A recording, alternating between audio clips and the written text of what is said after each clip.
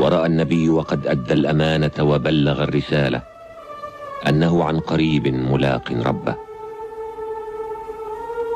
وفي يوم الحج الأكبر آخر ذي القعدة من السنة 10 للهجرة يمم النبي جبل عرفات ونادى في الناس ليسمعوا خطبة البلاغ في حجة الوداع: أيها الناس، اسمعوا قولي، فإني لا أدري لعلي لا ألقاكم بعد عامي هذا بهذا الموقف أبدا. أيها الناس، إن دماءكم وأموالكم عليكم حرام إلى أن تلقوا ربكم كحرمة يومكم هذا وكحرمة شهركم هذا، وإنكم ستلقون ربكم فيسألكم عن أعمالكم وقد بلغت. فمن كانت عنده أمانة فليؤدها إلى من ائتمنه عليها، وإن كل ربا موضوع، ولكن لكم رؤوس أموالكم لا تظلمون ولا تظلمون.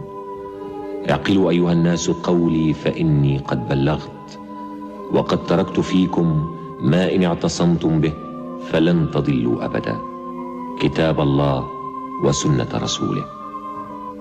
أيها الناس، اسمعوا قولي واعقلوه.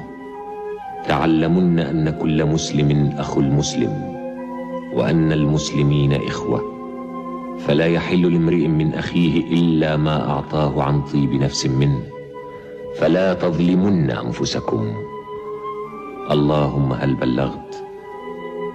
بعد أن صلى النبي الظهر والعصر بالناس تلا عليهم آخر ما نزل من آيات القرآن: اليوم أكملت لكم دينكم وأتممت عليكم نعمتي ورضيت لكم الإسلام دينا. وبكى أبو بكر.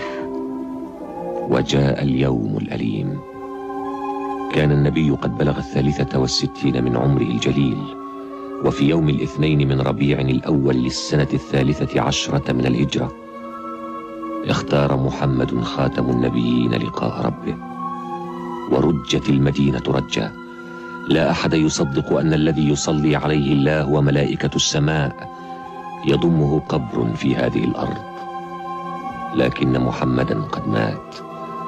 هكذا يقول أبو بكر للناس من مسجد رسول الله: أيها الناس، من كان يعبد محمدا فإن محمدا قد مات، ومن كان يعبد الله فإن الله حي لا يموت.